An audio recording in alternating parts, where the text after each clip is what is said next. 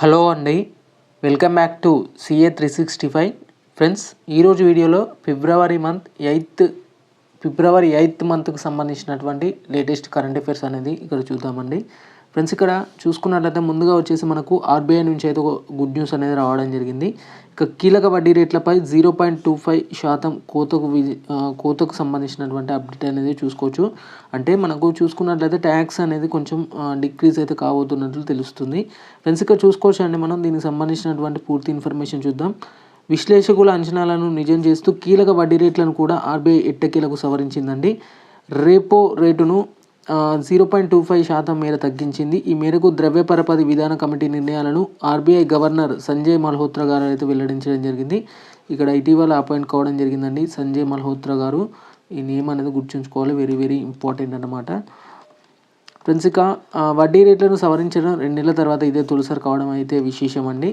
ఇక RBI monetary policy committee meeting అనేది మనకు February 7th, 2025 రోజున జరగడం జరిగింది. ఇది వచ్చేసి మనకు ఎవరైతే ఈ ఆర్బీఐ గవర్నర్ ఉన్నారో వీళ్ళకి ఫస్ట్ మీటింగ్ అన్నమాట. ఇది మనకు సంజయ్ మల్హోత్రా గారు ఎవరైతే ఉన్నారో ఆర్బీఐ గవర్నర్ గారు, వాళ్ళకి ఇది ఫస్ట్ మీటింగ్ అని కూడా చెప్పవచ్చు ఇక్కడ.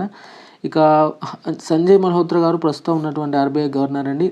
2024 ఆర్బీఐ గవర్నర్ వచ్చేసి మనకు శక్తికాంత దాస్ సంబంధించినటువంటి, ఇక్కడ నేను మెన్షన్ చేయలేదు, ఇది ఈయన వచ్చేసి శక్తికాంత దాస్గా ఇక్కడ ఉండడం జరిగిందండి. ఇది గుర్తుంచుకోవాలి.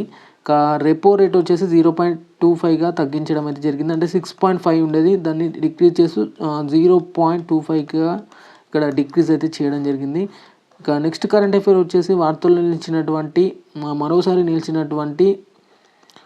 మరోసారి వార్తల్లో నిలిచినటువంటి ఐఐటి బాంబే అండి. దీనికి సంబంధించి దీని పూర్తి ఇన్ఫర్మేషన్ అనేది చూద్దాం ఒకసారి.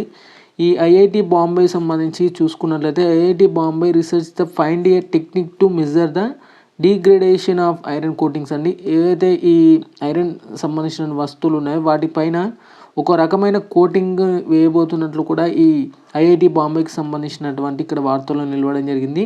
ఇక్కడ చూసుకోవచ్చు, ఐఐటి బాంబే పరిశోధకులు ఇనుప పూత క్షీణతను కొలవడానికి ఒక సాంకేతికతను అయితే కనుగొన్నట్లు తెలుస్తుంది. అంటే దాని యొక్క మెజర్మెంట్ని ఏ విధంగా కొలుస్తారనేసి దాన్ని చూసుకున్నట్లయితే మనకు Indian institute of technology IIT Bombay పరిశోధకుల బృందం ఇనుము పూత క్షీణత రేటును కొలవగల కొత్త సాంకేతికతను అయితే కనుగొనడం అయితే జరిగింది. ఈ ఆవిష్కరణ ఉక్కు పరిశ్రమకు ప్రయోజనం చేకూర్చే సామర్థ్యాన్ని కలిగి ఉందని పేర్కొంది. కాలక్రమేణా లోహాలు క్షీణిస్తాయి, మరియు కొన్ని లోహాలు ఇతరుల కన్నా ఎక్కువ రోజులుగా ఉంటే క్షీణించడం జరుగుతుంది. అలాంటి రోజుల్లో ఇనుము తుప్పు పట్టినట్లుగా బంగారం మరియు వెండి క్షీణతను దశాబ్దాలు లేదా శతాబ్దాలు కూడా పట్టడం అయితే జరుగుతుంది. ఇక గ్రాండ్ వ్యూ రీసెర్చ్ యొక్క ఇటీవల మార్కెట్ విశ్లేషణ నివేదిక ప్రకారం అటువంటి తుప్పు నిరోధకాల మార్కెట్ వచ్చేసి మనకు $8.93గా ఉండడం జరిగింది, $1 బిలియన్. అలాగే 2025 నుంచి 30 వరకు ఏటా 3.6% చొప్పున పెరుగుతుందని ఒక అంచనా అయితే వేయడం అయితే జరిగింది. నెక్స్ట్ వచ్చేసి ISRO unveils the advanced FIST 2025 software అనేది కనిపెట్టడం అయితే జరిగింది. అంటే తీసుకురాబోతున్నట్లు తెలుస్తుంది. ఇక దానికి సంబంధించి భారత అంతరిక్ష పరిశోధన సంస్థ ఉపగ్రహాలను నిర్మించడమే కాకుండా రాకెట్లను ప్రయోగించడమే మాత్రమే కాకుండా పరిశ్రమలకు సహాయం చేయడానికి సాఫ్ట్వేర్ అభివృద్ధి చేయడానికి కూడా జ్ఞానాన్ని అయితే ఉపయోగిస్తున్నట్లు కూడా తెలుస్తుంది. ఇటీవల మనకు ఐఐటి హైదరాబాద్లో డాక్టర్ వి నారాయణరావు మనకు ఐఎస్ఆర్ఓ చైర్మన్ గారు అండి.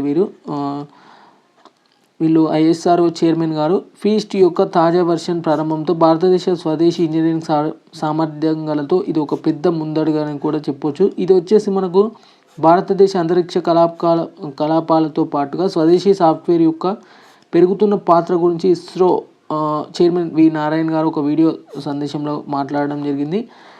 ఇక చూసుకున్నట్లయితే ISRO Vikram Sarabhai space centre VSSC అభివృద్ధి చేసినటువంటి సాఫ్ట్వేర్ ఉపయోగించి ఆటోమొబైల్స్ కానీ సివిల్ మెకానికల్ ఇంజనీరింగ్ రంగాల ప్రతినిధులు కూడా ఈ 8వ ఫీస్ట్ యూజర్ మీటింగ్లో అయితే పాల్గొనడం అయితే జరిగింది. ఇది వచ్చేసి 8వ మీటింగ్ అంటే 8th మీటింగ్ అన్నమాట.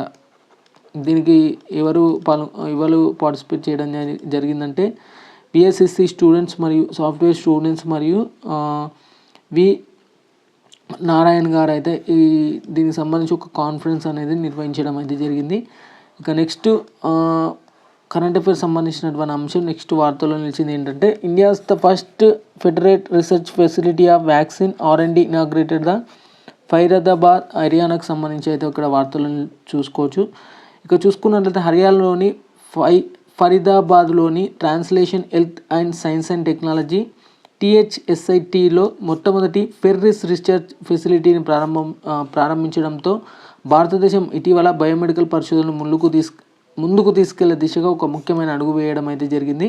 ఇక్కడ చూసుకోవచ్చు, ఇది ఎందుకు క్రియేట్ చేశారంటే అంటువ్యాధులు మరియు టీకా అభివృద్ధి మరియు చికిత్స పరీక్షలపై పరిశోధించే విధంగా తయారు చేయడం జరిగింది. ఇందులో సహకార ఒప్పందం వచ్చేసి లాక్టోబాసిల్లస్ క్రిప్టానస్ను వాణిజ్యీకరించడానికి THSTI, సాంథియోటా, నుమాండిస్ ప్రోబయోన్యూటికల్స్ ప్రైవేట్ లిమిటెడ్తో ఒప్పందం అయితే కుదుర్చుకోవడం అయితే జరిగింది. నేమ్ గుర్తుంచుకోవాలి ఖచ్చితంగా, ఇది కూడా ఇంపార్టెంట్ కాబట్టి. నెక్స్ట్ ఇక్కడ చూసుకున్నట్లయితే హర్యానా ముఖ్యమంత్రి వచ్చేసి నయాబ్ సింగ్ సైని గారు అండి, అది కూడా గుర్తుంచుకోవాలి. ఇక నెక్స్ట్ వచ్చేసి ప్రపంచంలోనే తొలి జన్యు మార్పిడి చెందినటువంటి అశ్వం అంటే గుర్రానికి సంబంధించి ఇక్కడ వార్తల్లో నిలవడం జరిగింది. ఇక్కడ ఇది వచ్చేసి అర్జెంటీనా సృష్టి అండి, చూసుకోవచ్చు ఇక్కడ క్లియర్ కట్గా. ఇక ప్రపంచంలోనే ఇక్కడ చూసుకున్నట్లయితే మనం ప్రపంచంలోనే తొలిసారిగా జన్యు మార్పిడి చేసినటువంటి గుర్రాన్ని ఇక్కడ చూసుకోవచ్చండి. ఇది వచ్చేసి అర్జెంటీనా శాస్త్రవేత్తలు అయితే సృష్టించడం జరిగింది. అర్జెంటీనాలో ఎన్నో అవార్డులు గెలుచుకున్న ఆడోపోలో యురేగా అనే గుర్రం నుంచి తీసుకున్నటువంటి జన్యువులను కొద్దిపాటి మార్పులు చేసి ఈ కొత్త ఆవిష్కరణ అయితే సృష్టించడం జరిగింది అని ఈ CRISPR-Cas9 విధానాన్ని అవలంబించి పుట్టబోయే గుర్రం మరింత వేగంగా పరిగెత్తేందుకు ఉపకరించేలా యురేగు జన్యువుల్లో మార్పిడి గత ఏడాది అక్టోబర్ నవంబర్లో ఈ 5 అశ్వాల మీద జన్మించిన తాజా విషయం వెలుగులోకి వచ్చిందని కూడా ఇక్కడ క్లియర్గా తెలుసుకోవచ్చు. అలాగే అర్జెంటీనాకు చెందినటువంటి కెరీరన్ SA బయోటెక్నాలజీ సంస్థ ఈ గుర్రాలను సృష్టించడం అయితే జరిగింది. నేమ్ గుర్తుంచుకోవాలి, కెరీరన్ SAకి సంబంధించి బయోటెక్నాలజీ వారు అయితే ఈ జన్యు మార్పిడి సంబంధించినటువంటి గుర్రాలను అయితే కనిపెట్టడం జరిగింది. ఇక నెక్స్ట్ వచ్చేసి గజరాజుల గమనం అండి, తెలిపే ట్రాకర్ అన్నమాట. గజరాజుల యొక్క ఈ గమనాన్ని తెలిపేటువంటి ఒక ట్రాకర్ వచ్చేసి ఇక్కడ వార్తల్లో నిలబడడం జరిగింది. దాని విజువల్స్ కూడా చెక్ చేసుకోవచ్చు ఇక్కడ క్లియర్ కట్గా.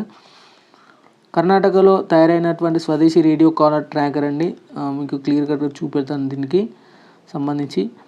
ఇక్కడ చూసుకుంటే ఏనుగుల కదలికలపై నిరంతరం నిఘా పెట్టేందుకు కర్ణాటక అటవీశాఖ అండి స్వదేశీ ట్రాకర్ను రూపొందించింది, వినియోగంలోకి కూడా తీయడం జరిగింది. దీంతో ఏనుగుల సంచారం తెలుసుకుంటూ గ్రామాలు, పంట పొలాలపై దాడులు నివారించే అవకాశం ఉన్నట్లు కూడా కర్ణాటక పేటెంట్ ట్రాకర్గా పిలువబడే రేడియో కాలర్ను అటవీశాఖ ప్రధాన ఉన్నతాధికారి కుమార్ పుష్కర్ ఇన్ఫిక్షన్ ల్యాబ్ సంయుక్త ఆధ్వర్యంలో తయారు చేయడం అయితే జరిగింది. ఇది ఒక బ్యాటరీ సహాయంతో నడుస్తుంది. మందులో ఒక ఏనుగు ట్రాకర్ను అమర్చితే అది వెళ్ళే దిశ కంట్రోల్ రూమ్లో తెలుస్తుంది అనమాట.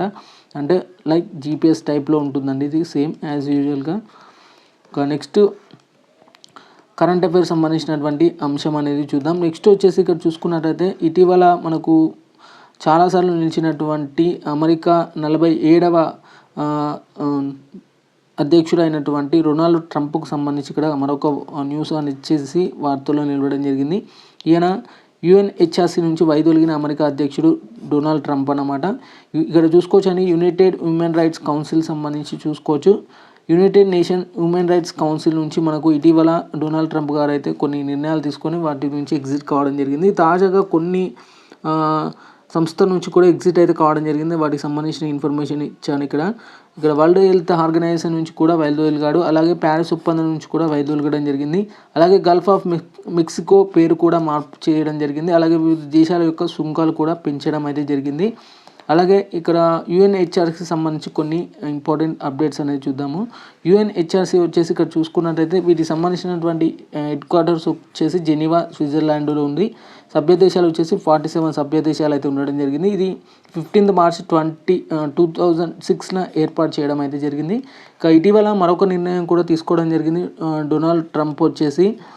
అదేంటంటే United nation relief and works agency for Palestine refugees in the near east సంబంధించి ఏదైతే సంస్థ ఉందో దానికి సంబంధించినటువంటి వీళ్ళు సహకార ఒప్పందం అయితే అంటే కొన్ని రకాల పెట్టుబడులు అయితే పెట్టడం జరిగింది. వాటికి సంబంధించి కూడా విత్డ్రా చేసుకున్నట్లు కూడా కొంత ఇన్ఫర్మేషన్ అనేది చూసుకోవచ్చు. ఒక స్టైఫండ్ రూపంలో వీళ్ళకి ఏడాదిగా ఇస్తూనే ఉంటారు. ఒక రిలీఫ్ ఫండ్ టైప్లో ఇవ్వడం అయితే జరుగుతుందండి దీనికి సంబంధించి. అది కూడా చెక్ చేసుకోవచ్చు మీరు క్లియర్గా. ఇక నెక్స్ట్ వార్తల్లో నిలిచినటువంటి ఒక వాటర్ షెడ్ యాత్ర అండి, దానికి సంబంధించి చూద్దాం. వాటర్ షెడ్ యాత్రను ప్రారంభించినటువంటి శివరాజ్ సింగ్ చౌహాన్ అండి. ఈయన ఎక్కడ ప్రారంభించారు, డేట్స్ అనేది చూద్దాం. ప్రధానమంత్రి కృషి సించాయ్ యోజన WDC PMKSY 2.0కి సంబంధించి ఇంపార్టెంట్ అండి. ప్రధానమంత్రి కృషి సించాయ్ యోజనకు సంబంధించి ఈ యొక్క వాటర్ షెడ్ డెవలప్మెంట్ కన్సోనెంట్ కింద వాటర్ షెడ్ అభివృద్ధి కార్యక్రమాలలో అవగాహన మరియు చురుకైన భాగస్వామ్యాన్ని ప్రోత్సహించడానికి కేంద్ర మంత్రి శివరాజ్ సింగ్ చౌహాన్ ఫిబ్రవరి 4, 2025 జాతీయ స్థాయి సామూహిక ప్రచార కార్యక్రమం అయినటువంటి వాటర్ షెడ్ యాత్రను కూడా ప్రారంభించడం అయితే జరిగిందండి. అది కూడా చెక్ చేసుకోవచ్చు. దీని యొక్క ప్రధాన లక్ష్యం ఏంటంటే నేల మరియు నీటి సంరక్షణ ప్రోత్సహించడానికి మరియు WDC PMKSY అంటే ఈ వాటర్ షెడ్ యాత్ర గురించి అవగాహన కల్పించడానికి కూడా దీన్ని ప్రారంభించడం అయితే జరిగింది. ఇక దీనికి సంబంధించి ఒక పోటీ కూడా పెట్టడం జరిగిందంటే వాటర్ షెడ్ జనభాగీదారీ ప్రతియోగిత 2025 and 2026 కింద టాప్ ప్రాజెక్టుకు 20 లక్షల రివార్డు కూడా అందజేస్తున్నట్లు కూడా ఇక్కడ క్లియర్ ఒక అప్డేట్ అనేది చూసుకోవచ్చు ఫ్రెండ్స్. ఇక భారత భద్రతకు యూరో డ్రోన్కు సంబంధించి కూడా ఇక్కడ వార్తలు చూసుకోవచ్చు అండి. ఈ యూరో డ్రోన్ కార్యక్రమంలో ఇండియాకు పరిశీలక హోదా కల్పిస్తూ జర్మనీ ప్రభుత్వ సంస్థ OCCAR organisation for joint armament cooperation ఉత్తర్వులు అయితే జారీ చేయడం జరిగింది. దీనికి సంబంధించిన డీటెయిల్ ఆర్టికల్ కూడా మనకు చూసుకోవచ్చు. ఇక్కడ ఇండియా ఎలా కనిపిస్తుందంటే ఇక్కడ భారత్ మరియు జర్మనీ ద్వైపాక్షిక రక్షణ సహకారాన్ని ఇచ్చిపుచ్చుకోవాలన్న బలమైన ఆంక్షలను నేడు అక్టోబర్లో ఒక సంయుక్త ప్రకటన ద్వారా వ్యక్తపరిచాయంటూ కూడా ఇక్కడ లేటెస్ట్ అప్డేట్ ఉంది. ఐరోపా దేశాల ప్రతిష్టాత్మక యూరో డ్రోన్ ప్రాజెక్టులో భారత్కు పరిశీలనకు హోదా లభించడం అయితే జరిగింది. నేను రీసెంట్ కరెంట్ అఫైర్స్లో కూడా చెప్పడం జరిగింది వీటికి సంబంధించి. ఇక ఈరోజు వచ్చినటువంటి ఇంపార్టెంట్ కరెంట్ అఫైర్స్ సంబంధించినటువంటి అప్డేట్స్ నచ్చితే మాత్రం ఖచ్చితంగా లైక్ చేయండి వీడియోకి అయితే.